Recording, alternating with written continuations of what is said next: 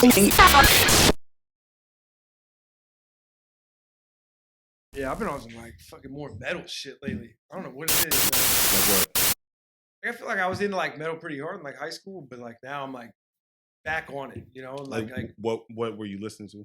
Back in the day it was all like typo negative and fucking Earth Crisis. But now like I'm back, so typo negative's like reintroduced into my life in a huge way. I don't know why. Like, Yeah. I mean, you know, I don't know. You I, can't, you don't like, you don't can't put your finger on it. It's like, you know, what are you attracted to? I don't right, fucking know. right. It's Like I just just whatever makes my head turn, you right, know. right, So right. yeah, lately I was like typo negative back in Meshuggah. Are you listening? Meshuggah's fucking wild, dude. What type of music? It's just that double bass pedal, fucking like, you know, just there's. I mean, I would say turn it the fuck down because it's gonna like, you know, it's just like hits hard right off the rip. Yeah. Well, yeah, like Meshuggah, they got one track, Bleed. Okay. Yeah. Is that like, is it death metal? Is it? Yeah, like you kind of don't know if you're like what the lyrics are, but it's like almost like some godlike creature is just like, you know, calling down into the humans, and there's just like ripping double bass pedal and fucking heavy fucking fast guitar. I can appreciate it. One of my best friends growing up, his name's Kanan, and his music was super duper like metal. Yeah, like, you know what I mean? I like heavy metal. You get what I'm saying? But it gets a little bit deeper. So like you're talking about Meshuggah, and I'm like, I can only I'm imagining mountain men. Oh, 100%. Like, oh yeah. Fucking what's it? They all look Lord like, of the you know, Rings like and some shit. Vikings and shit. Yeah. Oh, it's definitely got its roots makeup back in like the Norse people, you know? Like, I mean, it's a lot of stringed instruments, you know? So it's like, you know, you think of people playing like harps and shit, and you think about like the forests of Scotland and shit. Is that why you listen to it? Nah, well, I don't know. I mean, I think it's, you know, I don't know where it comes from. I just like it. I think it's really the instrumentals that I fucking go for. I mean, obviously there's a lot of like, you know, if you listen to like Cannibal Corpse, like that dude, you know, he's got like a throaty kind of growl, but like, unless you really have like heard the song like 100 times, like you don't know what the fuck he's saying. Right. You know, like but it's talking to you kind of like in other ways. Yeah, like, but then when like, you know, there's that like heightened kind of like, it's like an EDM. It's like a build, you know? So they'll stop and it'll be like a third of that song is just going to be like, you know, and then it just builds on top of that. And then the drums come in and like, just like, it's the same shit people would probably listen to like going to war. You know, it's like, what's the live experience like? I've never really been to. Dude, so it's been a while. I mean, I went to Kanan shows a couple times. Now they were doing their thing, but it was at the pool hall. You get what I'm saying? Like, but I could only imagine. Like, I know, like, I've never personally, the only real rave I went to was something at Echo Stage. It was Skrillex actually with the Don Tito crew. Yeah, back when in the life that we used to know each other in, and it was like, it was cool or whatever, but it wasn't like what these festival kids are getting. It's like basically you wouldn't have bought the ticket if it wasn't. Bro, like, they gave it to me. Yeah, somebody it was like Nick had another. Yeah, I was like, all right, the experience because it's free and it was a gift. But that music's, you know. But when somebody described it as Transformers having sex, and I was like, yeah, you kind of hit it on the head of the nail. What at EDM or that like Skrillex? I mean, hey, I was like shit on it. I'm not trying to be derogatory, but like it's not for me. Yeah, no. The live shows, the energy though is different. You know, the energy of like a metal show. I mean, what is that like? Kind of like all right, so you've been getting into like, you know, the jujitsu training and shit. Yeah. It's kind of like I'm a fucking break down to like my most primal self, you know, like a pack of wolves playing, you know, they're biting and they're like pulling on each other's ear, but it's like that odd kind of, we're training to like stay on our toes because we're wolves, but also like at the end of it, like if anything went severely wrong, like, you know, and you were injured, like I would back off. It's like a mosh pit, you know, It's like, I'm not here to like harm people, but like understand that like you're entering here to remind yourself that like I ain't as fragile as I think, you know, and it's like that energy's, it's a different energy. It's not like you know, 70s Woodstock. It's kind of like, let's like have at it, you know, no holds barred, but at the end, like we're all, you know, we're all family. We're all good. Right. Kind of get it off your chest. And and then you got 70s Woodstock, and then you have Woodstock 99. You know what I mean? It's just, you know, I saw a documentary on that shit. Yeah. No, I think we were talking about it, right? Dude, I think was it me and you discussing Woodstock? I was talking about Woodstock 99 recently with somebody. And it's like, yeah, what the fuck was happening? You know what I mean? Because Woodstock was supposed to, like you said, it was this love fest, right? It's like this epic love fest that turned into Raging Inferno. They said they trying to blame fucked up. DMX, or like it was a DMX or Limp Bizkit or somebody. I'm like, what? Like, Yeah, it was. I mean, they fucked up. I think it was just kind of like, well, the people there, because I watched this documentary and they were saying the cats that literally threw Woodstock together in their like 20s. Yeah. You know, and then it was like, yeah, it was all communal. You know, like, hey, like people probably bringing food and fucking drinks and bud and just like, oh man, it was a fucking big like 90s too. socialist environment. You know, like what's mine is yours and vice versa. We all treat each other with respect. And then it was like those dudes grew up and then wanted to do it again, being completely out of touch with what the kids were listening to. Yeah. And at that time, it was like pissed off, like 15-year-old 90s kids, you know, listening to fucking Korn and shit, and just like, it was different music. And then they were out of touch with it. And they're like, well, charge these kids $5 a bottle of water. And then all hell broke loose. And that's when they were like, this is why we fight authority. Yeah, I didn't even know that much. I think the cause of that, true like fire was just like a disconnect of generation. They didn't realize what the music was all about. They put like Limp Bizkit out there, and it's like, what was that track? I mean, you bummed it. It was like break your fucking face tonight, right? And I'm like, yeah, it's like, what you gonna do on a Friday night? Like, I've had those moments when I was a teenager of like, we're gonna go out tonight. We're either gonna fight or fuck. That's it. And fucking Nookie's playing in the background and shit. And it's like sometimes you went out there just like, as an arrogant kid of like, I just want to like get into some bad shit. I want to get into some like destructive behavior. Yeah, but damn. So I mean, they could have fucking got Everclear, man. They could have. What were they? But that's the thing. They had no idea. No, they had every idea. They just wanted the headliners that were going to be paying the bills and shit and bringing the most money in. But those were the most influential artists on these kids that were ready to just like throw down and destroy anything in their way. Man, where were you in 1999? First off, how old are you, if you don't mind me asking? I'm an 80s baby. Okay. Raised through the 90s. Okay. I was born in 86. I would actually be 37. What's today? The 22nd? 22nd. Less than a month. Yeah. When's your birthday? July 15th. Okay. All right. That's 2 months away. Huh? Wait, you said July 15th. Where we at? May. Oh, we're in May. That's the marijuana. Not being able to hold your schedule shouldn't be illegal. If I drink, I want to like get in a fight. If I smoke, I might not be able to remember what month. Fair enough. I'm like, all right. If one's legal and one ain't, come on. Right. Yeah. So it's okay. So yeah, 37 in 2 months. Yeah. Well, congrats, my man. 37. Yeah, made it. Still above ground. Word. What keeps you creating? The question I have that question now because we're talking about that. So let's save that. Let's talk about, do you remember any of the 80s? Because I was born in 88 and, I have very early memories, like weird shit, right? Yeah. But it's like I wasn't walking type memories, but only like in flashes. So I couldn't look around and tell you fashion, things like that. Do you have any real like? Not really. I mean, I guess I'm kind of the same way. Like when I was alive in the 80s, like, I don't know. I wasn't really observing my surroundings too much because I was like figuring out how to walk and talk. Yeah. I do have like odd memories though. Like what was it? Desert Storm. Mm-hmm. So U.S. Holding Iraq out of Kuwait. Yeah.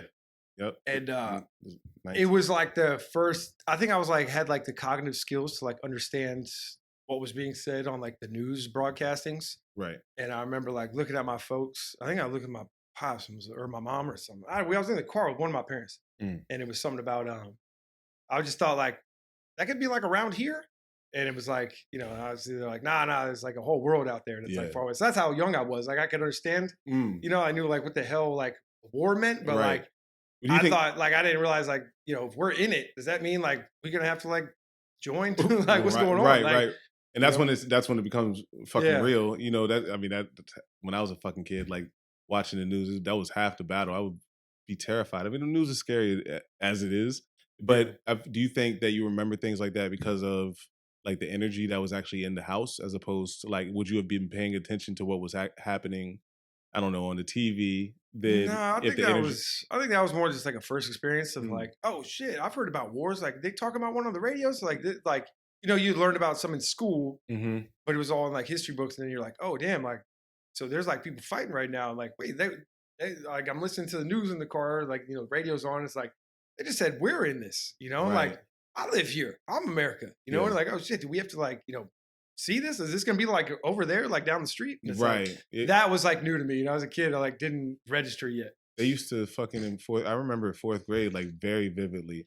Uh, them like Saddam Hussein, whatever was going on in Iraq at the Hmm. time. He was public enemy numero uno, and I remember like that just being on the news, like this motherfucker threatening us. And I don't know. I don't remember really what they were saying, but I remember being so fucking terrified. Mm. Right, like just paranoid. Like, but then you go on your next days. It's just like and it keeps going. The next Yeah, day, the next day, the next day.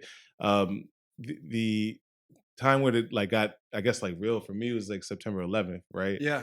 And that was just it was so fucking wild because I'm going to school in Winchester and I'm in gym, right? And the gym teacher, it was like second period. And the gym team, my mom worked in DC. She worked somewhere by Dulles Mhm. Airport, right? So again, like something's happening in the world, but is this happening right now in our world, right? So when all this goes down, like the gym teacher, pretty much like we're stretching, and she comes out and Miss Lee, and she says, "Hey guys, a plane just hit the World Trade Center." And like she's like, wow, like it was almost like she was flabbergasted at it, right? Like it was cartoonish. The Mm. odds, what are the odds? And then like 5 minutes later, another one came and she was like laughing. Like Oh, so she was she still in that phase. This is a mistake. This is a tragic like Yeah, accident. yeah, yeah. Yeah. And I'm like, what? You know what I mean? And like everybody's kind of like, but then we just went on about our day. It was like middle school kids. I don't remember it. I remember being very scared, like because my mom worked by an airport. Mm. But I remember like kids were just like still making fucking fart jokes and like Yeah. slapping asses and you know what I mean, rapping D12 and shit. Yeah. Like Eminem was like the fucking man in Winchester, bro. But yeah, it was. Yeah, I was just remember feeling very like conflicted about the world versus my own presence in it, and you know, it made me like I don't know, like very like aware of the moment. Like I can tell, like it's September 11th. Everybody can tell you where they were at that time. Well, You 100%. know what I mean? I guess it's kind of touching on that, like that when you draw back your memories, I'm asking about the time frame because I look at your work, so I'm looking at something like you're a very cultured individual, so Thank you. understanding like you're welcome, like it's just an observation, bro. Yeah. It's really just an observation, you know what I mean? And I wonder where all that comes from, you know what I mean? Like where your earliest memories like draw back to, if it is like a time frame or era, where those inspirations come from, because you have like a very compelling soul. You know what I mean? Yeah. And the time, if you think about how we actually really know each other, Yeah. like in the different forms that that's taken on to right now, it's like I honestly like, and I'm like thrilled to be able to have you here, but also yeah, I want to kind of understand like how do you go from 86, boom, Yeah, you're what probably gonna have me to fucking picking parts of my brain apart that I haven't even like delved into. I yeah, just kind of take it for what it yeah. is. But Uh, we're happy to have you here, man. yeah, And right on. yeah, so let's go to I guess the 90s. 90, I mean, where is your earliest memory of like where you drew interest to like art? Let's just start there. Where was your earliest interest with art? Oh shit, I would say I don't know, one that like stands out and is forever gonna stand out is there was this grocery store my mom would go to. It's closed down now. It's called Magruder's. Yeah. And it was like I don't know, I don't know how to put it. It was like mad ethnic, right? Like you can find like produce and shit that like, like when we went in there, it was like all walks of life. Mm. Like every size, shape, and color of human you could think, all wearing like different clothes and shit because like it was very, it catered to a lot of different cultures, right? In like the produce section. So my mom Just a mixed just, crowd. yeah, Just, she, was big on food. Her dad was big on food. Where did you live? Like where in the? At this time, we were living in Reston, Reston, Are you Virginia. from Reston? Born in Reston, yeah. Are you fucking serious, Yeah, bro? yeah.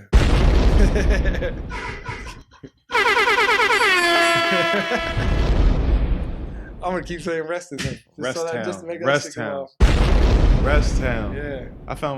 I'm from Reston too. Yeah, it was Yeah, the I mean shit.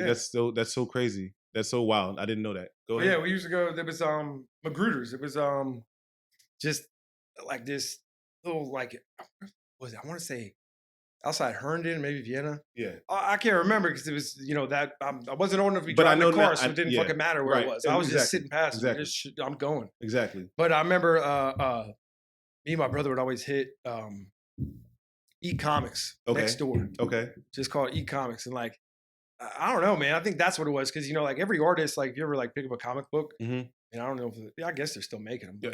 But Somewhere they're definitely still. if you making pick up a comic book, like they're coming out swinging on that cover. You know what I'm saying? Like, cause it's think of even a book that's full of words, not Mm. even images like a comic book. Like there's artists that they like seek out because they wanted to just like capture, like, the old phrase, don't judge a book by its cover. Well, shit, I was judging all the books by the cover, especially in a comic shop, because that's what it was all about. Right. It was like they're putting up their best fucking work, their best frame. Mm. They just put everything into it. And sometimes, they might bring their homie on to be like, hey, here's my character. Bring, do it in your style on my comic. And then Mhm. there's, as you open it up, then it's, there's still dope work. Yeah. But like, there would be like 1 page or 2 pages of like a fight scene where there's one where he's just like wowing out. Like Image Comics was huge for me. Spawn, Todd McFarlane. But like, I mean, we didn't have any money, so it was like we were just like flipping. We were like the worst people to be in there. So Right. it was like right out of The Simpsons. It was that fat like guy that you could halfway like see through his skin because he hadn't even been outside in fucking God knows how long. Yeah. And he's just like this.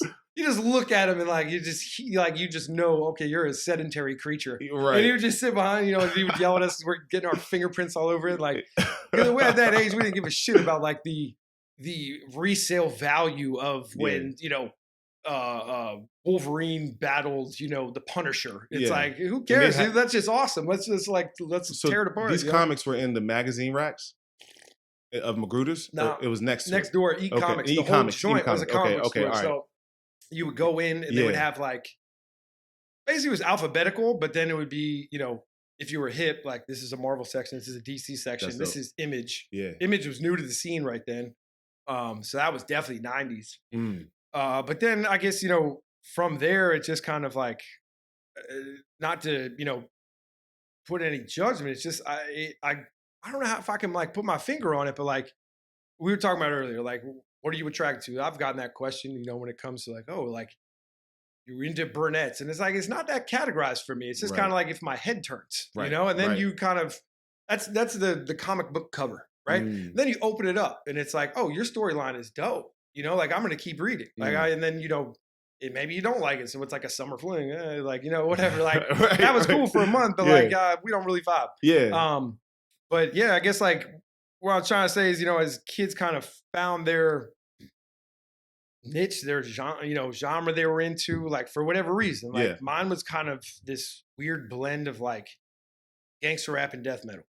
Not even like gangster rap, I mean, I even store like good like hip hop, like Far Side and shit, like so I still can't call that rap. I call it, hip hop, man. It's just got like this like no, there's a like it's not really like aggressive. It's kind of like gives you like more of like a we feeling. Were saying that it was hip hop is hip hop is a culture, rap is a subculture of hip hop.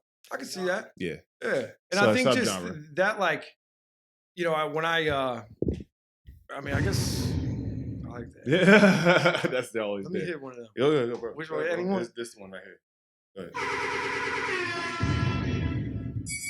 I've never done that. I've only heard it, but I like that. Bro, but as like I like started to just kind of follow the shit I was attracted to when it came to like music, artwork, stuff like that. What was the first rap single or CD that you brought home? Damn. I don't even know. Because now you're talking 90s because I remember the majority, I was the majority of the our line music, of my questioning pops I've used been to get. asking has been trying to lead him to this right here. You get what I'm saying? Because you Shit, like I can't even. there's songs that you'll pick for your reels where it clearly demonstrates like oh, this motherfucker knows his shit with I was this just hip trying hop to shit. think, like, because I can't even like put my because we would get like this. I mean, my older brother always like kind of it was passed down to me, right? So Right. like that was kind of how I was introduced to a lot of things. But yeah, he used to always get the my dad would holler at my older brother and say Mhm. like, "You want to jump on for like one?" And he remember the fucking penny CDs? It was Okay. like 10 for $1. It was on the back of the magazine. It was like this catalog, and it was, and Yeah, every yeah, now and yeah. I again, do like if remember we had that. like done something, like I don't know, like not pissed him off for a week, you'd be Yeah. like, hey, if you want to jump on this, like you Hey. pick a CD, and it was like these thumbnails, and it was like all of them, like Yeah. I don't know, I think like the All Eyes on Me album was on there, and we copped Mm, that. I remember mm. like because I found it. I remember like the I got like a Cypress Hill, and there was like I can't remember the name of the album because it was Yeah. like the cover again. That's just like how my brain works. Yeah. Like the cover was the hill, and it had the like little graveyard joint on the top. Let's see, give me 1 second. I wasn't really big Might on have this type just of been band, a but the self-titled now that no, I think the about it. it probably is. I can remember But that and 36 Chambers, because I remember 36 Chambers I love so much because I would flip through the CD jacket because you got to see the members of the Wu-Tang Clan. Right, Like right.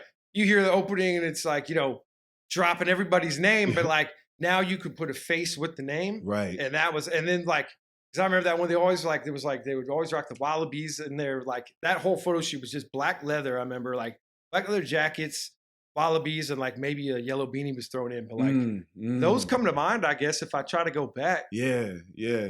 But those are the most 5 minutes on. Okay, what's that? Was okay. Those are like iconic images. Those are the ones that you do remember. Like Mm-hmm. for me, um, I remember.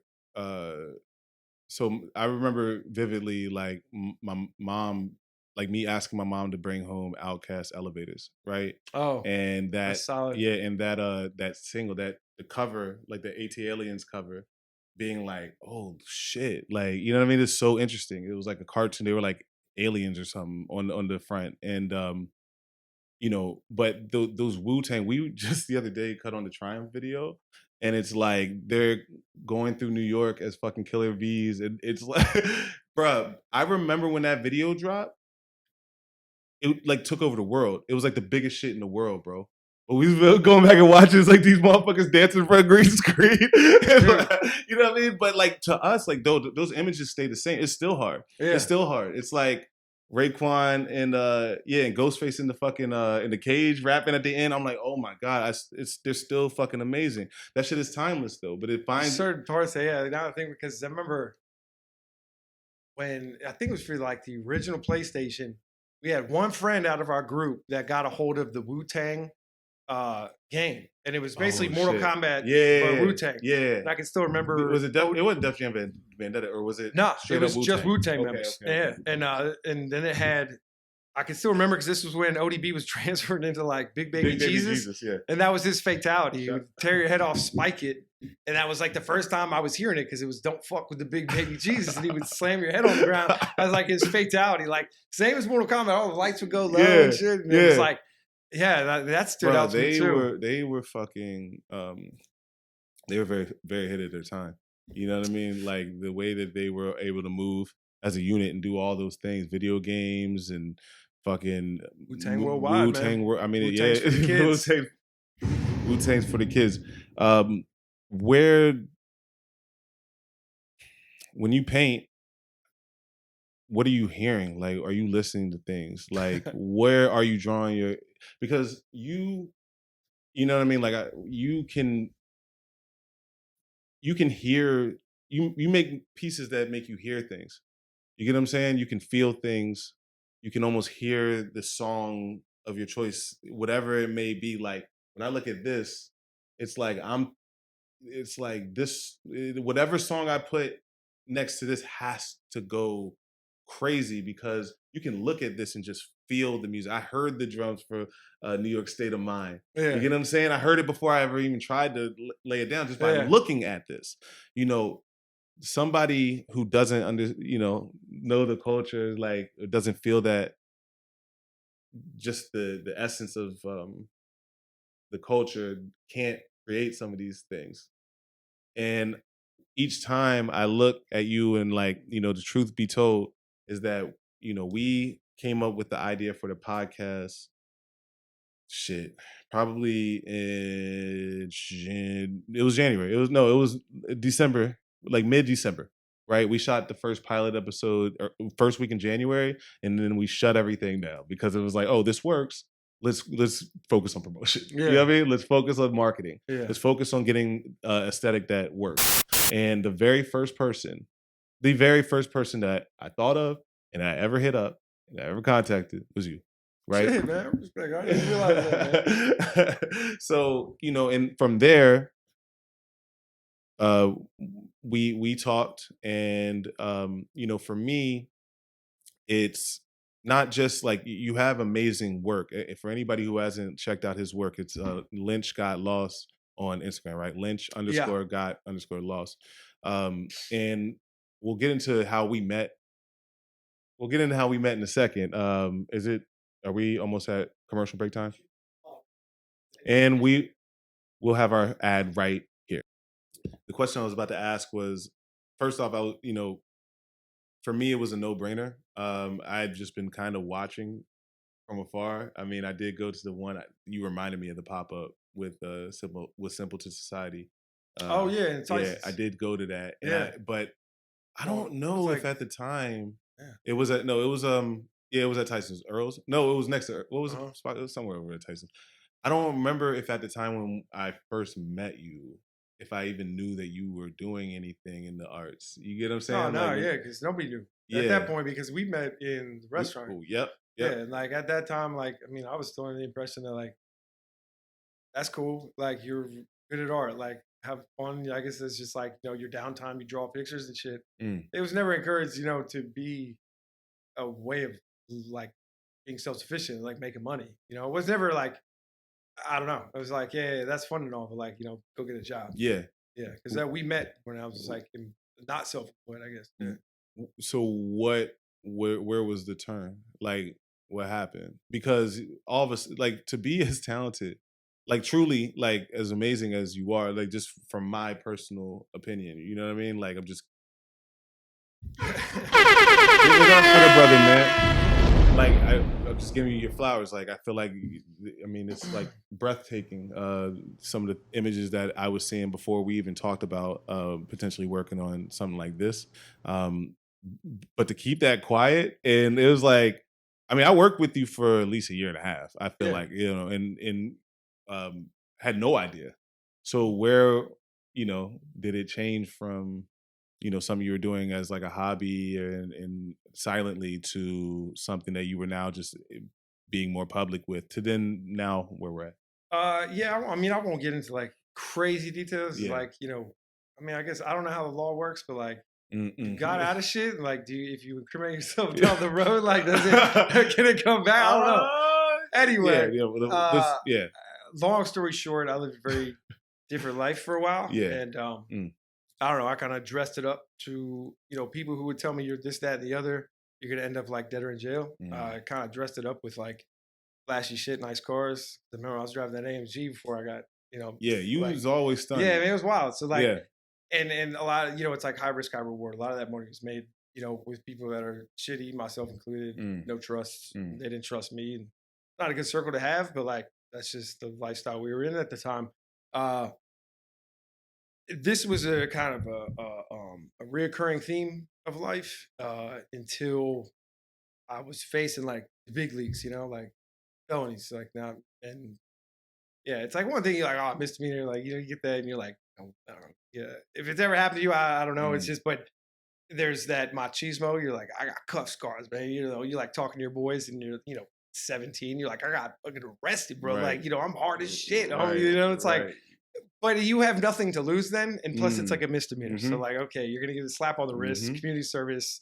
depending on, your situation, it's lenient. When you start to have priors, then it gets, they The game don't forget changes. about those, Yeah. So then like, I remember, like I said, long story short, getting some paperwork thrown at me, magistrate, you're telling you bail if you even can get out. And it was like, it's a felony. I'm like, man, that's like start to lose rights, Right. like your like American rights to Yeah. vote, hold guns and shit. And it was just like, damn. So I had done it all to myself.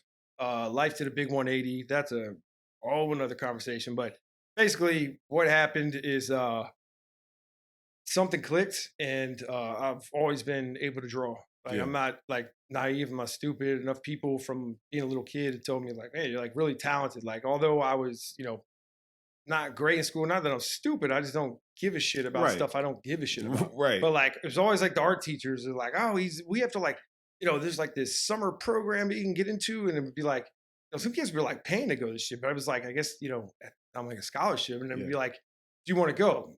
Me, no, I want to like, go steal cigarettes and like skate with my friends all day. You Like, want to go live the life. yeah, like, like going like 8 deep to Food Line, like buy one candy bar, with, like while you're like, at the register, like 3 of my homies are just grabbing cigarettes from behind the, counter. You can't That's do what that I want to do. no like damn go art on the school. WNOD and like smash bottles and just be a you want to do little hood rat shit. shit. Exactly. Yeah, like it was word. just like my my default. But yeah, so I was always like getting highlighted in that realm, but it was never kind of told to me that I could make it like, any money on it or anything. So I always kept it around in life. It was just my thing, like some people like to write, some people, I know people who fucking dance. Are they professional dancers? No, but they love it enough that they keep doing it. Right. And yeah, after all that kind of spiraled out of control, they say like, you're never really free until you got nothing to lose. Well, I had like that mentality. Like it was for a year, I was like in and out of court. It was crazy. Like, in the weirdest thing, like if you talk about getting spiritual, man, I was literally, remember when I was living in that penthouse, right? In Arlington. Were you with, you lived, insane. Yep. So I'm living in this penthouse and like looking at the courthouse. Yeah. So dude, there would be mornings I'm on my private patio, putting my tie on, gonna go meet my lawyer, and I don't know if I'm gonna walk out today. And like they want 3 to 5 now. Because so you like, can see, yeah. It was the weirdest, most surreal feeling. Like I'm in this apartment that's $8,000 a month. Yeah. And it's like our own private rooftop. We had an elevator, a fucking elevator. It's crazier because I've been there on that same elevator, and I know. Yeah, we threw a couple of bangers on the 4th of July. I've been there. That. Like we dude, 250 people would be in there. Like we had catered shit, but like then there was that weird part of my life where I'm literally looking at the courtroom I have to go to on the 10th floor across the street, and I'm thinking like, am I going to walk back out today, or am I going to like go in there and then the bailiff's gonna, put me in the back room where they rip your laces out, take your belt, and then you go, change out into a jumpsuit. Like there's a tunnel to the jail underneath there that they put you in holding, and then you go to, wherever you got to go. Yeah. So it was like the most surreal shit. So I guess at that point, like, and then I got fired. And then it just, that's when I ran down to Belize. Yeah. And, just ran around Belize on a little dirt bike for a while. Came back. Yeah, kept everything off social media. Yeah. I didn't even know about social leaving the country, but I got like 3 part-time jobs because life's life, and I had bills to pay and shit. And so like I had to manage that. But like, yeah, something clicked, man. And it was a lot of people telling me when they would see what I could do, like as you so gracefully spoke my talent, and they would say, I wish I could do this. That's when I kind of, it's like self-expression, and like I need to do it for me now. And I'm changing all the time. So like, it started to change, but like the purpose, in the original purpose of why I started chasing it again, was like I was given the talent. I don't know who the fuck gave it to me. I don't know why the fuck I have it. I don't know where the fuck it came from. I didn't go to school for this, nothing. Like it was just there. Like some people are just naturally talented at certain things. Right. And I felt like I was just, pissing on it, man. It's like if I gave you, like I always use the analogy, like I gave you a Lamborghini and be like, dog, I love you so much. Here's a Lambo. Like from me to you, man, no strings tied, you get a Lambo. And then like I come back a year or 2 later, and it's like in your driveway with like trees growing through it. It's all like, never been washed. And you'd be like, damn, dude, like I gave you a gift and you just shit on it. Yeah. So something gave me that gift. I was shitting on it, and it was all my fellow humans that reminded me because they were like, "I wish I could do that." Right. And I was like, "Damn, I gotta like utilize this," Yeah. or else Yeah. I kind of feel like I'm letting everybody down. Everybody down. So I started doing that. Man, that's a very interesting story. Like when you're putting things in front of what you're supposed to be doing, it seems like it never really if it's supposed to happen, it will never really run away from you the way like you can run as far as you can run as far as you want to away from it, but it's always kind of right there. So, in the life in the industry that we met, you get what I'm saying? There are a lot of things that can be distracting, Oh right? hell yeah! And if you are creative and and you have like something to offer, right? Because the industry can the restaurant industry can be a place the restaurant and nightlife industry can be a place where um you know people who aren't really doing anything can feel like they're doing something, but also there are people who are doing a lot for certain places, and putting that ahead of what they could be doing for themselves. You get what True. I'm saying?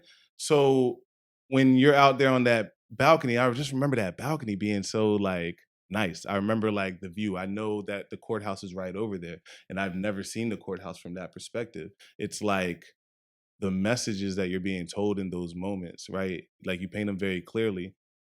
Just like you paint this like very clearly. So it's like, man, it's your story is very inspiring, man. Like even the Cliff Note version of it. Yeah. Yeah.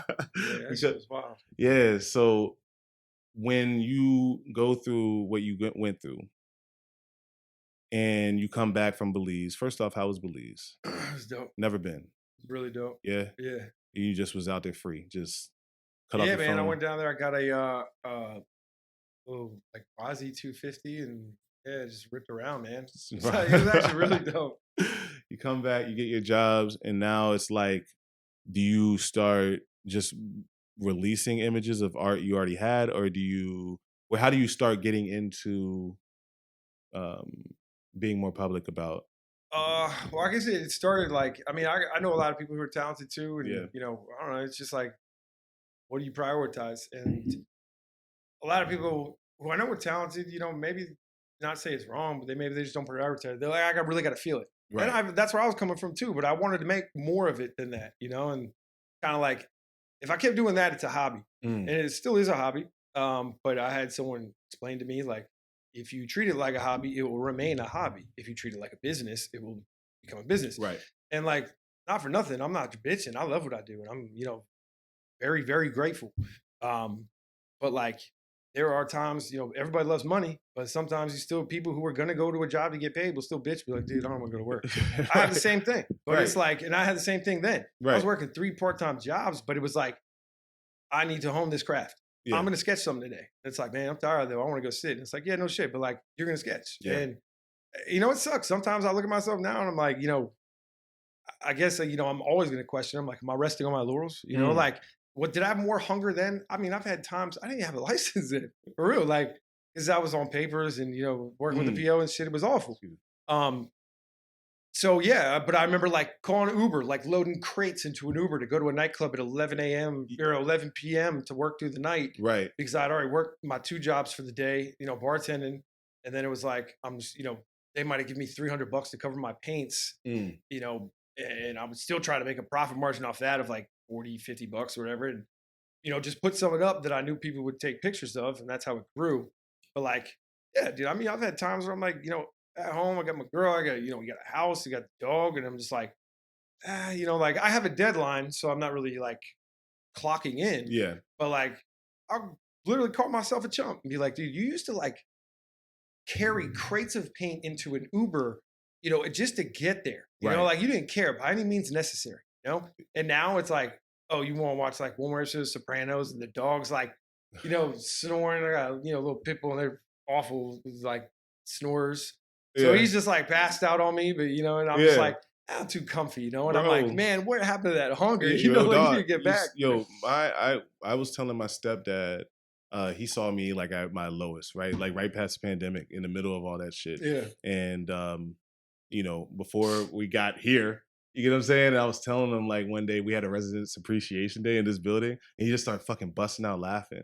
He was like, "That's where life has led you, to residence appreciation day." Bro, it's like, yo, we get older, like, you know what I mean? Like, dog, this is the shit that this is actually what we do it for. You know what I mean? You know, I got friends that want to do certain things, but it just don't feel like it's the right time, or they want all the ducks to be in order to this large degree, so that if they do make that leap of faith, that it's like landing on a pillow or something. But there's just no substitute to it, because there's always going to be a left hook that comes out of nowhere, right? Like there's always going to be the left hook that connects that you're going to get rocked by. How are you going to pivot in those times? You know, how are you? That is what proves that you really want something, I feel like, in a lot of ways.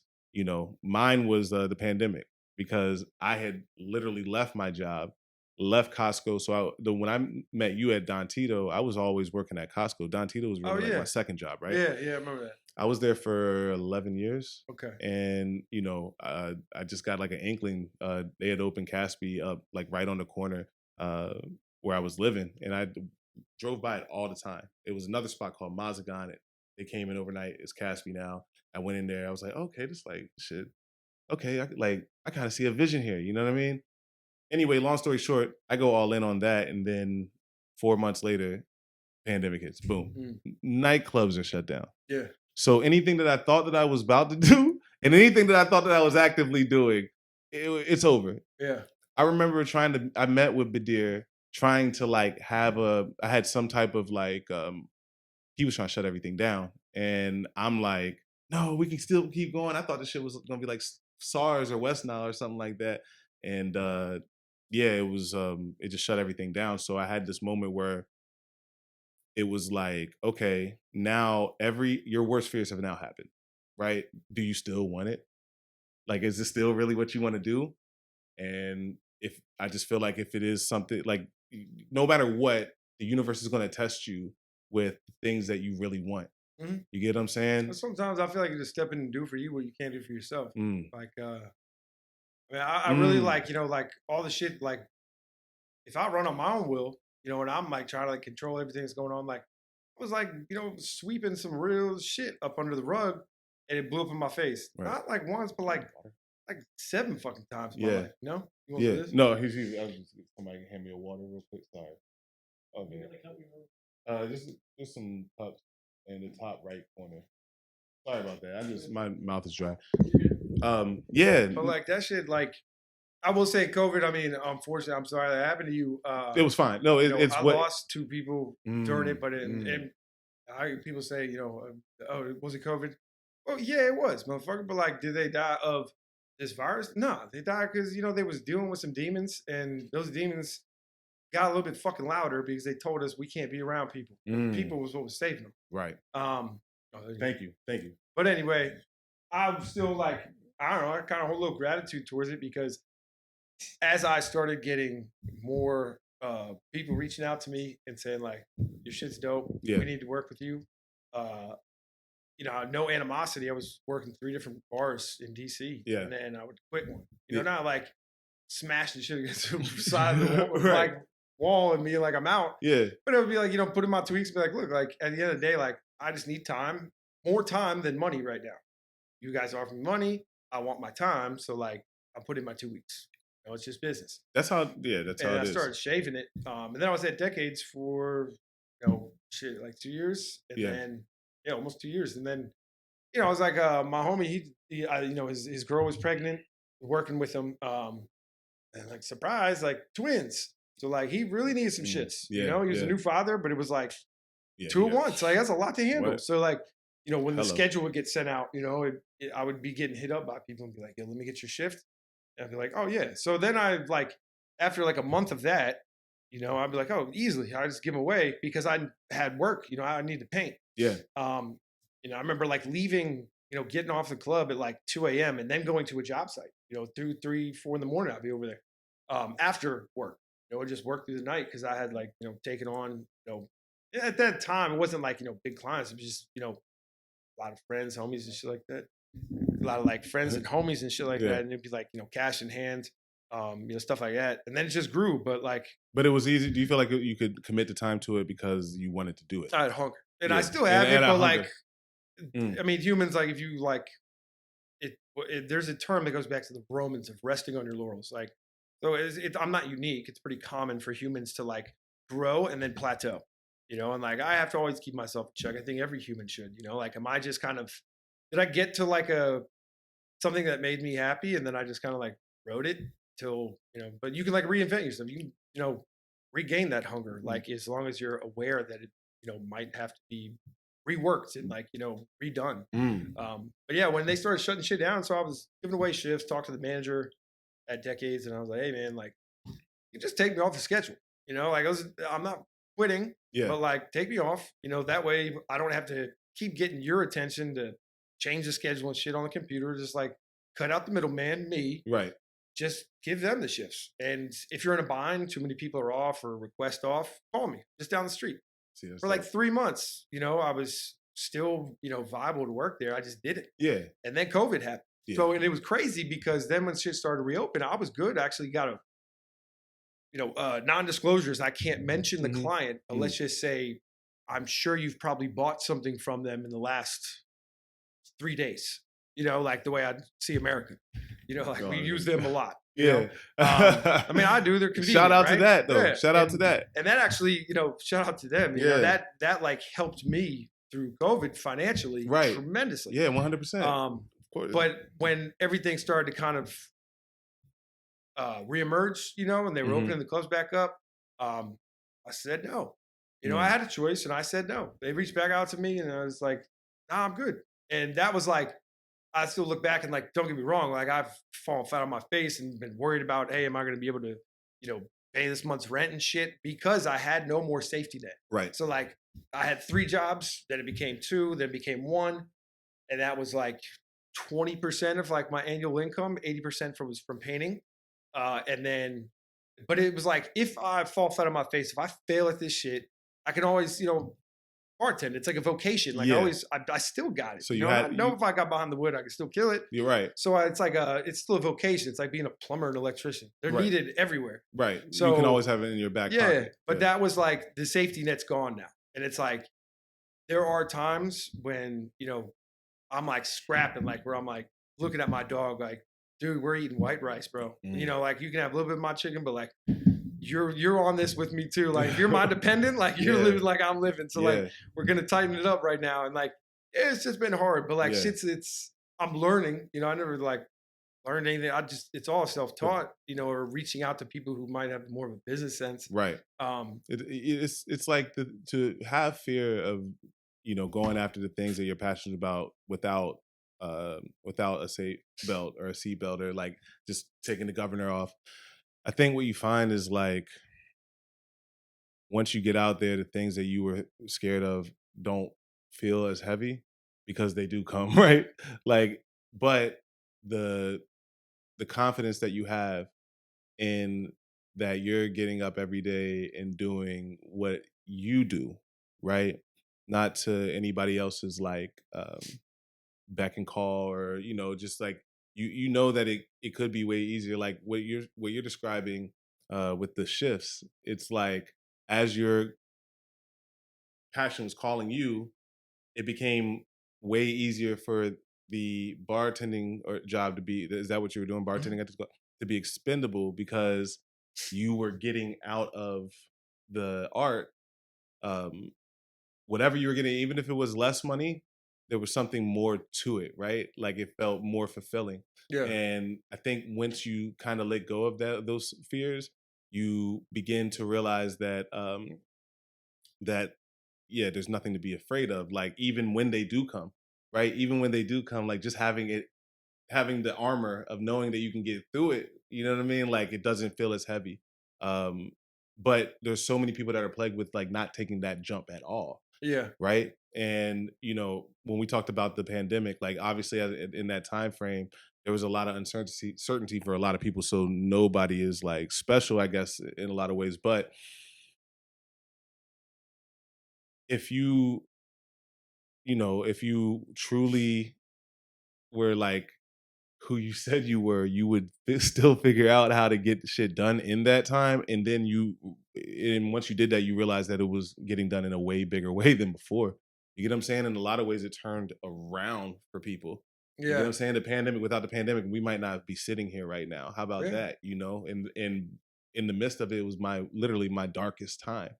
So when you're talking about, you know, what you kind of went through to get to even just putting your artwork out, it seems like that being in those moments is like a ingredient to getting to where you ultimately want to go, right? Yeah. Like being like that, those dark, scary moments. There's no avoiding them. Man, well, you just kind of funny, man. You just made me think about this. My mother, like most humans, she had a really tough time, mentally through it, Mm, and it took a little while to recover. I saw her yesterday. She's killing it.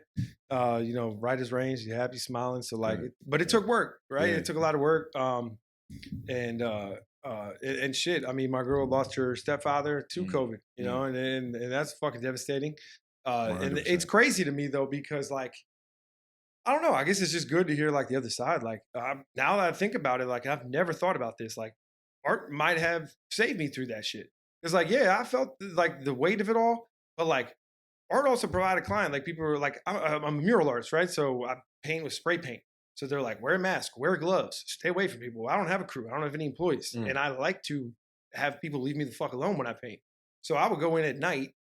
I wear gloves when I paint. I wear a respirator when I paint. Like I'm checking all the boxes. Like I've been doing this. So like I was good there, not putting myself at risk. And I chose, and I kind of still do, is like to live a solitary life. Yeah. But then I think about it, like it was almost like a snow day for me because I really, have always gotten down with graffiti.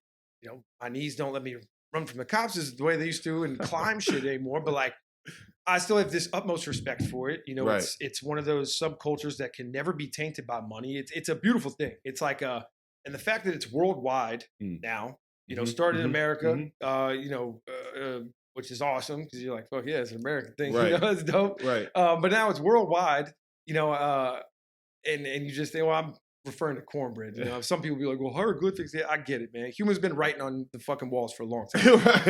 But like the fact of the matter is, somebody's like, going to dispute that. Yeah, and it's like, but it's technically like at the soul of it, like I have people all the time. Can you do like your graffiti? I'm like, well, if you pay me, we just next the fact that it's graffiti. Graffiti is illegal. Yeah, it has to be. Right. That's why people call it vandalism because it is illegal. Yeah.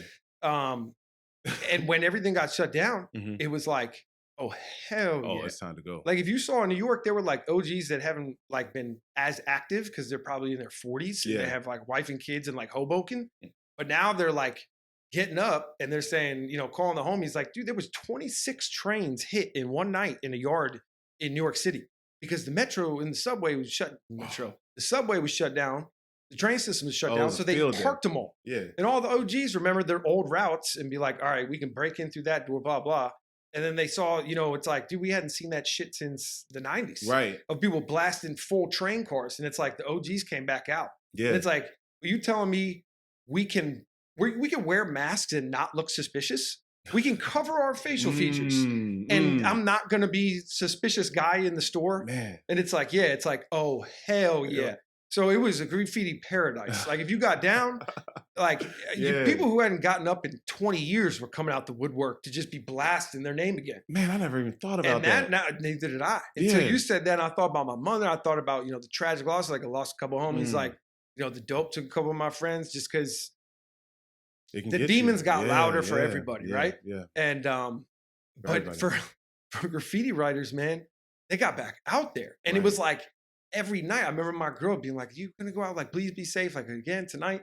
I'd be in bandos every night. Going crazy. And I'm just like, masked up, like full ball clay. I'm like, no cameras, I don't give a fuck. Like, it doesn't matter anymore. And then, then y'all like Google real quick, be like, DC cut its, number of, officers on routes in half due to like, pandemic budgeting. And I'm like, fuck yeah, dude. So all I gotta do is keep every human at 4 a.m. away from me to keep myself safe. And I don't have to worry about the cops trying to like, give me shit. Like, and now I think about it, like it kept my spirits up. Yeah. Like, dude, I hit so many things. that DMX joint when he passed away, rest in peace. But I painted that bando on the corner up in It's Northeast. such a good piece. And John Rennick Yeah, hit me you were up, saying- and he's yep. like, "Oh, dude, I gotta take a picture. My sister's a huge fan." I literally dropped a pin Yeah. of where it was on my iPhone to him when he hit me, and he like hit me up. I saw pictures that he posted on Instagram with his wife. Yeah. And it's like, They know what it before the was. pregnancy and shit. And I'm like, then he's calling me and he's like, what the fuck, Yeah, bro? He's they- like, that shit was in like an abandoned like trap house. Like it was like a dude sleeping in the corner. I'm like, yeah, dude. Like it was illegally They done. know And he was where like, he was. dude, I thought it was in like a restaurant or Nope. something. I was like, nah, man. Yeah. I was like, you went in there? I mean, of course, he was like during the day, but like, yeah, like, I mean, Yeah. that But like it- actually now that I think about it, like kept my spirits pretty high. Cause Yeah. like I was out every night. That's like, hell the yeah. thing. But when you're in it, you're not really thinking like that. You're going just day to day, and you got these new experiences that are I happening. mean, if I didn't have art and I didn't have that like appreciation for graffiti, Yeah. and and I draw a heavy line like most people do between graffiti writing and street art and artwork. But yeah, man, I was like, I got out and hit a bunch of spots that I always wanted to, but I might not have had the balls to do, or Yeah. didn't feel like I could, make the climb in time to get there and not be detected. But when everything was a ghost town, I mean, a lot of people were out in the streets, but I guess from my perspective, I'm seeing through my eyes only, right? So Right. like, now that I literally just had that thought. I That's never wild. thought that like art kind of got me through that shit. Yeah. Because people who don't write graffiti might have had like a pretty tough time, because it's like, well, what the hell am I gonna do now? Right. And it's like I was itching to go out all the time. Yeah. Be safe. I wasn't like, I was literally running solo and just loving the fact that I could cover my face and not have to worry about it. That's wild, because the one thing about graffiti artists is the face paint, like the face covers, right? Yeah. Like, and to think that the Times brought a time where you could just go out, you know what I yeah. mean? Like what? And And frankly, it stuck around in DC, Oh, yeah, man. yeah. I mean, like, dude, it's fucking 95 degrees. Motherfucker's still in balaclavas Right. talking about ops, and I'm like, yeah, whatever. But like, yeah, hey, I'm not like, you do you. I'm just cool with the fact that like I'm not doing that, but if I choose to, right. I'm not looked at sideways. You know, You guys gotta keep it safe. Yeah. You know what I mean, you gotta keep it safe. But no face, no case. so in that time, you're just working. Are you working with other individuals? You're just finding places that you just always wanted to go to. Nah, man. Yeah, I don't know. I never felt like I was. I wasn't like. I've grown to become cool with a couple guys, but Yeah. I'm not in a crew. And That- they, some of them dudes like. It's not like there's not open social events where they like really want to meet and greet. It's not a. I've stumbled friendly crowd. across other writers. Yeah. So I don't even know if I really consider myself a writer. It's sometimes it depends what chapter of life. I'm Yeah, in. right. You said a writer. Yeah, What is- like what there's is some that? people who like stay true to like letters. Okay. Like they are graffiti writers. They're not out there like doing portraits on the wall. They're doing letters. They have a name. Like they stick That's to just graffiti it. writing. Got it. And they run a pretty tight knit circle. So like unless you kind of like, more often than not, unless you grew up within the same like 6 square blocks of each other, like you're probably not gonna.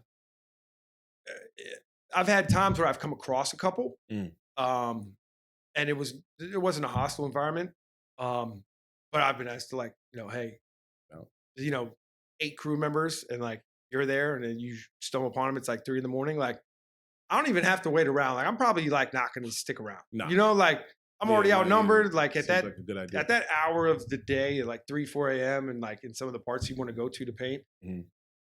It's kind of like The Walking Dead, man. Yeah. It's like you see another human, and it's like I'm not immediately gonna like attack you, but like I'm still in like my head thinking like you could just want to Right. like take one over on me. So like I'm You keeping my gotta be distance, aware. Yeah, but So it's a very like as a society or as a culture, it's very like protected. Like it's not a lot of camaraderie in the. oh no, there's definitely Yeah. camaraderie, but it takes a lot Clicky. longer to earn. Gotcha. Yeah. Gotcha. So like I have come across like writers like I usually move solo, but I'm just selfish and I don't like to worry about how somebody else is moving if what you're doing is technically not supposed to be being done. Right. Yeah. We're all out So here I just doing kind of some look shit. out for myself, and I know other people who are like that. I've come Yeah. across other people, especially during COVID that were painting. Some Some were cool. Some I just saw and just kept a distance from and didn't talk to. Yeah. But no, I mean, yeah, definitely people were getting up. Do It's the cool. do the bigger companies that you end up working for, do they see the stuff that you're doing in the streets? Are they watching social media? How do they come across your stuff? I have no idea. I've done that dude who passed away Mm. during COVID. A good friend of mine. I painted his portrait actually in Northeast, right off 8th Street, and I mean that shit took me, a What was his ladder. name? John, Okay.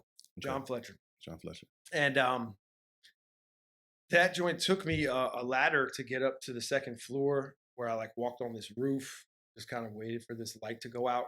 Like I scoped it, two of the houses look abandoned, and one was definitely being lived in. And then once that last light went out in the house and all the lights were out, that's when I started getting to work. Mm.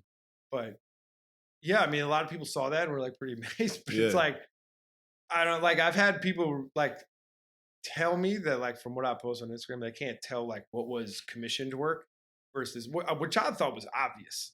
Mm. But they can't tell what's commissioned. Like someone asked me to come into their restaurant or some shit and like paint something for them, Yeah. or what was just done like in the a back Yeah, alley. Or you some can't shit. really. I can't really tell. Which is funny because I Yeah. always thought it was like Why do you clear think as that's day. how- Like, don't you think this is like? Because one, I would think like in my head like one looks not rushed, but like yeah, it was done very quickly. Like there's the level of detail I can clearly identify. Like this one, I had 10-hour days that I was just like chilling on. Right. Whereas this one was done like with my head over my shoulder the whole time in like In the dark. couple hours or something. Yeah, in the dark too. Yeah. Where every color turns gray and you don't even know what it looks like till the morning. Wait, when you go out, like, do you have ahead of time? Do you have things that you want to draw? Like, is it still like a passion of yours to try different things? Yeah. Or okay, so what are you drawing now? Like, what's the project that we'll never see? You draw like comic books or something like that?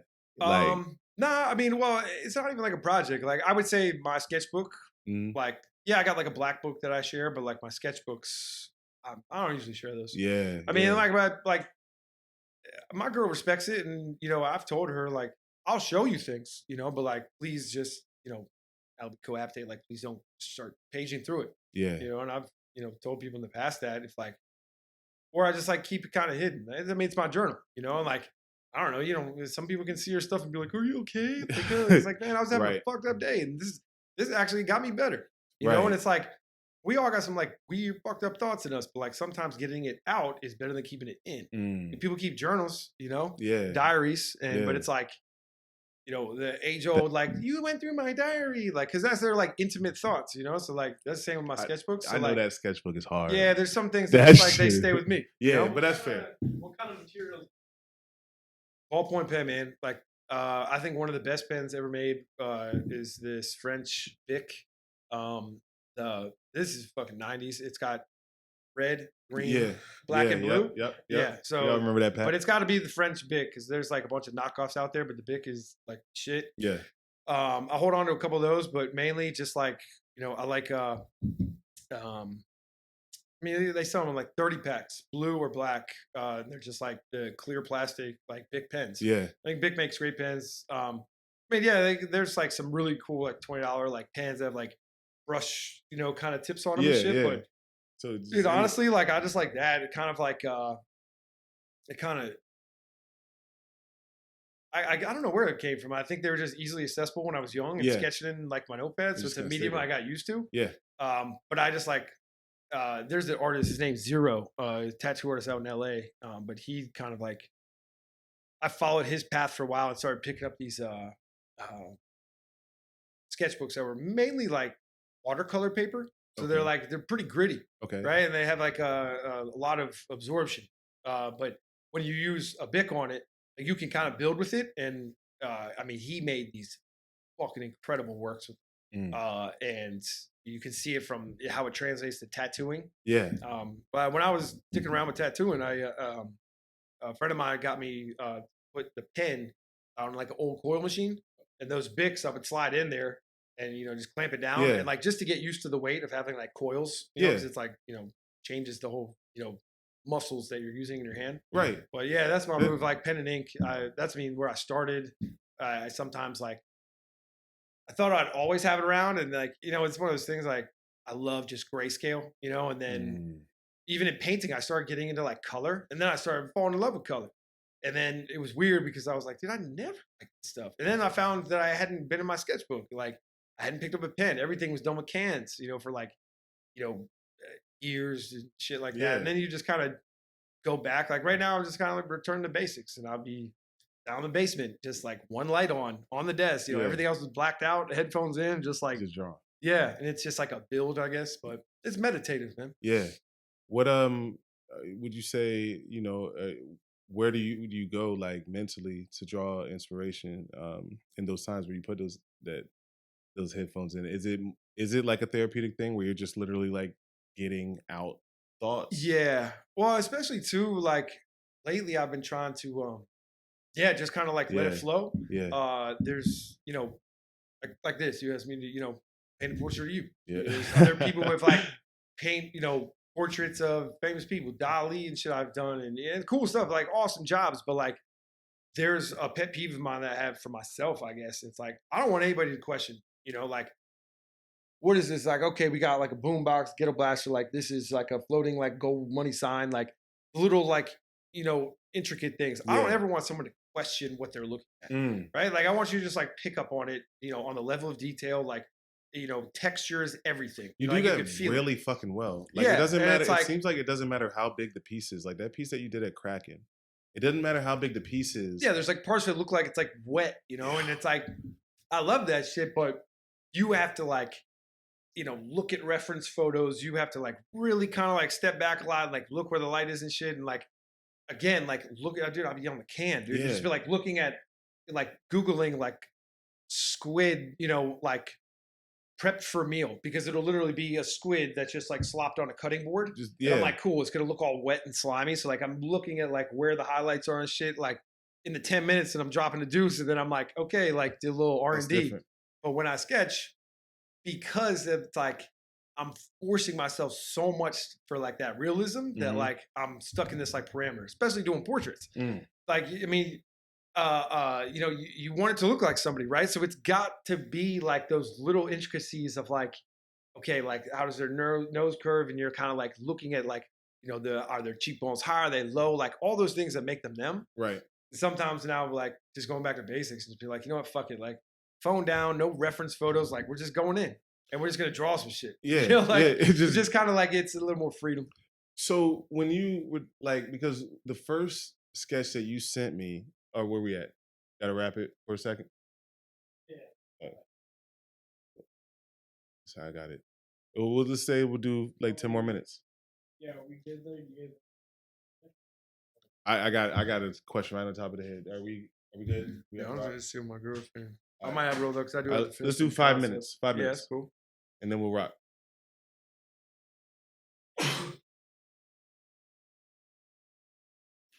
We good? What do you mean 5 more minutes. Oh, okay, sorry. I thought you said 5 minutes. Let's just do 5 more minutes real quick, and then we'll wrap. When you sent me the first sketch, it was a sketch that looked just like me, and then in the final version, like they just kept progressively looking more like, I remember like the first one was just like almost like a cartoon image of my face. And it was like my, I guess that's what you were drawing on the Canva. Was that what you were using? What was the, because I remember you were sending me those images. You sent me a couple of images, right? Yeah. And you were saying that you were waiting for the shade but you were drawing them digitally maybe. Oh, yeah. Also, I'm not tech savvy. Yeah. But like, I don't know. It saves a lot of time. Yeah. And I was doing it on Procreate. Yeah. But like I can import images of you and just kind of like sketch off. Okay. It's real easy, and it like saves me time of like having to like stare at you for like hours. To go, like, what like, you I mean? just literally just like load the shit up and be like, yeah, it's gonna look something like this. You didn't tell me you were getting sick of looking at my face? I feel like that's not really a thing that happens. I have to look at you for a while. Because bro, when you sent, it was like at one point the image went from that cartoon image of my face, and it looked like me, to like a painted in-depth version like, bro, this is like, I mean, I don't even know how. I mean, I trusted that you would get there, but I didn't. It's like your attention to detail is scary. Well, that's funny too, because that's kind of like the Is business. that an instinct, or do you learn that? What's that? Attention to detail to this degree, dude. That's a fucking curse. Yeah. No, that's a curse, man. Is that why I can get hung up on some shit, man. I've had pieces I haven't finished. Yeah, dude. I mean, it's a blessing and a curse. Put it that way. I mean, when they say the devil's in the details, they ain't lying. But nah, man, it's funny because like, I don't know, like there's a medium that I like, and it's spray paint, right? And I like, pen and ink always, but like spray paint's like the move. Like digitally is cool. It saves me a lot of time. It's very convenient, not messy. I can do it, from my kitchen, living room, whatever. Spray paint is a motherfucker. If I did that shit in the kitchen, I've done it. But I lived alone, and I'd take the thing off like a damn planned murder scene, like some like American Psycho shit. You and it's like somebody just spray painting fucking everywhere. Well, it's like man, it's like dude, especially when I was renting, it's like dude, I want my security deposit back, so like I right. Like tarp that bitch off because like I needed to get somebody wanted a canvas, and it's like well shit, like I couldn't get them on a mural, they want a canvas, I still need the scratch, so I'll do it, but like we got to find a spot. And then I had a studio for a while, which helped that, but I had to close the studio halfway through this and then go literally steal this shit back. Anyway, you've had a journey, boy. Yeah, shit was crazy, but like you love this. The Procreate's funny, those original images, but like that's just me just getting it out for a concept because like that's where the business aspect comes. It was so good though, and I remember looking at it. I'm like, oh man, this shit about to be hot because it's like clean, and everything. But like in my head, like it's not the I wouldn't say most artists are probably going to call it like the fun part because it's like I have to correlate what it's going to look like to you imagery wise, but like all I'm thinking about is like how dope and like I'm even thinking about like the techniques I got to use and shit for certain aspects, but I'm like I can't fucking wait to paint this big as shit. Yeah, because when I'm like doing it like here, I'm just like I wish I didn't even have to spend time on this, like because I know it's gonna be like what it's gonna be. But so like this is just like I need a quick medium to kind of just share it with you. That's the thing. Yeah. So you say you know what it's going to be, and clearly this whole time you knew because even as you were sharing updates, it's like each time the time would get pushed back, whatever update you would send me would be that much better, right, than what the previous image that I saw. Oh yeah. So that's the worst about artists, man. That's crazy. It's like I told you, it's I think one of the best things I've heard is an artist. As they say, an artist never completes their work; they merely abandon it. And it's like they'll never be done. It's like I don't want to, but I could like sit and pick every fucking piece I've ever done apart and be like, I wanted more time on this. I needed to finish this of it. But there's, it's just like, man, he just likes teach you a guy like, stick and move. Like, it's, there's got to be a point where you like, you have to go. You have to go, man. Right. Like, and it sucks because, I also know that everything I do, like if I keep doing this, it's naturally just going to be better and better because you're developing. Yeah, well, they say the hope in life actually is the fact that if you constantly do something enough, you can be good at it, right? Oh, so the best part about being human. Yeah, I mean, I picked up a basketball 10 years ago, dribbled it, and I just did that every day for 10 years. Yeah, I'd be fucking globetrotter status right now. Exactly. But I just did it. Right. But like that, even if I didn't want to, like it's literally just your muscle memory, the touch, all that is just developed. Yeah.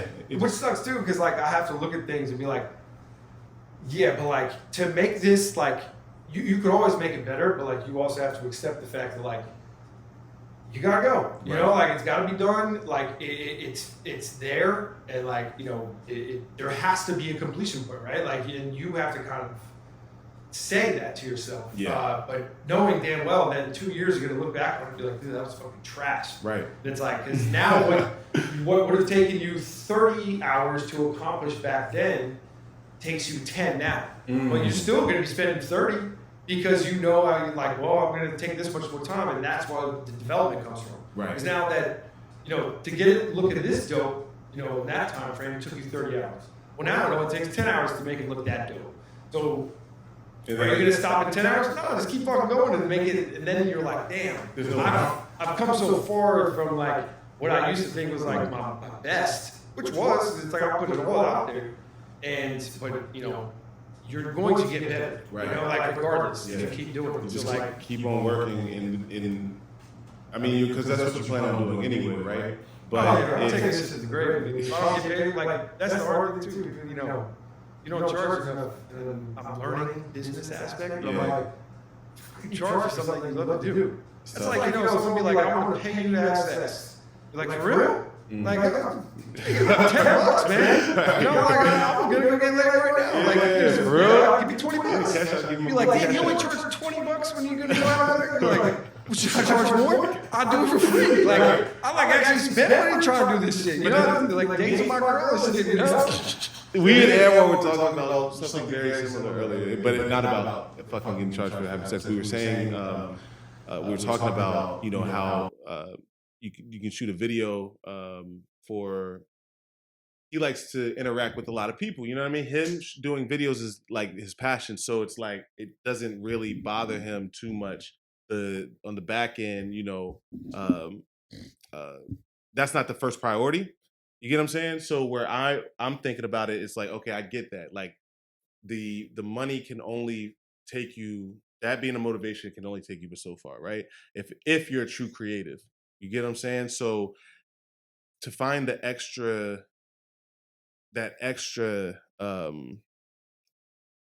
mile, to find that extra step in you to take the extra step without compromise or with compromising money, it's to be respected. Like I think that part of this process, the most compelling part of this process for me was number one, like there was nothing like, bro, we like trying, like getting this done. It was very, very simple, like on outset, right? So there wasn't like, we didn't have a great big negotiation, right? Which is refreshing to me. But number two, the most refreshing thing is how you're willing to just spend time on the detail of your craft, no matter how much time it takes and what comes out. Like I learned in this process with you, be patient, let it play out, let Lynch do Lynch, right? Because I'm gonna do me.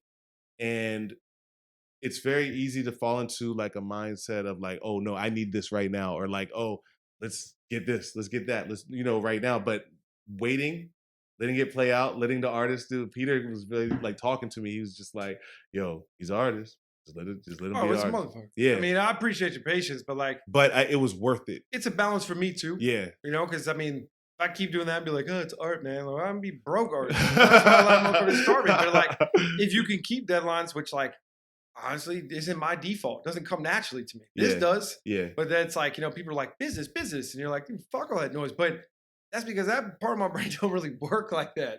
But it does work like this. Yeah. That's why a lot of people who are like business oriented, and they're like, yo, we're business. It's like people got like, oh, you got a stick up your ass, because they're like so scheduled and regimented. But like, I mean, no hate on that. It's just like, can you find that balance? Because I'll tell you, if you're an artist who can hit deadlines and you can say something and follow through on being on time and like deadlines and be professional about shit, you'll fucking surpass everybody. I mean, there's a lot of talent out there, but there's a lot of people who, I don't know. I mean, it's like, they don't know how talented they might know, but they don't understand like how a little tweak in their like time management, little simple shit that might not be their default. Little tweaks on those, character flaws can go a long way. Right. I mean, shit, like, everyone, Pascal. Yeah. Pascal, he did dope work. He did wild work, but like, he wouldn't be, personally, I don't think he'd be where he was if it wasn't for Andy Warhol. Andy Warhol had put himself up. Andy Warhol put him in a loft in Soho. This is a hot take, bro. This dude was fucking, running around barefoot and shit, screaming at motherfuckers who, said, I didn't want you to use red in that commission. I mean, he made a big scene and shit, but like, he kind of had a financer. He kind of had someone who's like, live here, be up in, Lower East Side, in this beautiful loft, and just be crazy, man. Paint all you want. Throw shit out the window. We don't give a fuck, man. Like, I'm Andy Warhol. I got you. Like, we'll put you up. Your work is dope. Right. And that's cool. But like, if he, like myself, like I'm on my own, like, if someone offered me that, hell yeah. This is legal. Be a weirdo like I am in the, your loft and everything's taken care of. But like, he has someone like putting on for him that was like, I got you on everything. So you are totally in the art, you know, and like maybe not to that extreme, but I've brought someone on. You know, my boy Danny Tanti's my partner now, and like, you know, he's good with numbers. Yeah. So he kind of takes that business aspect on to let me be more like, you know, Basquiat in Andy Warhol's loft. Yeah. But, hey, leave me alone. I don't want to see contracts. I don't give a shit. Right. I don't want to do any of that. Like, fuck money. It doesn't matter to me. Yeah. And he was in his own shit. And he was just tunnel vision on creating his art. Yeah. Full self-expression. And that's why he produced what he did. But like, yeah, I'm sorry, but if you try to just like do that, nobody's going to want to work with you. Yeah. You know? It's so not like, going to work out. Yeah. I mean, I'm grateful that Andy Warhol was able to highlight such a wild artist such as Basquiat, but you know, at the end of the day, I mean, that's a big stroke of luck. Maybe the universe did it for him because the universe said Basquiat's stuff has to be seen. Yeah, you know, and no matter what, the universe just stepped in and said, like, look, this dude ain't the most, you know, punctual. You know, wake up. I'm gonna, you know, read 10 pages. I'm gonna check the stock market. You know, pay my credit. Like, come on, man. Like, we all know Basquiat. He's famed now, but like, was he someone that you might want to like, you know? Yeah, he was seek as a life coach. Yeah, he was. No, he was far out. Man. Like he was far out. Didn't make it to 30. Yeah, you know, like I'm sorry, but like he had the real fucking, you know, mentality to be a brilliant artist, and he was 100%. But like, you know, you wouldn't want to say like, hey, can you take a look at my business model and my business plan and say what you think? Like, he's gonna paint some weird shit on. Right. Like, oh yeah, all he could offer. Yeah, this was like wild as hell. You know? Well, we do have to wrap. We are on some time constraints. Man, we gotta do this again. We have to do this again. That's cool. On a personal note, I just want to say thank everybody who's here. Thank Lynch Got Lost. It is Lynch _got_ lost. Correct. It's two underscores. Type in Christopher Lynch. You'll find him. You'll find him. But hard to find. Man, this is the first episode. Lynch Got Lost. It's been a pleasure, my man Chris Lynch. Absolutely, man. And as always, be mindful. Peace.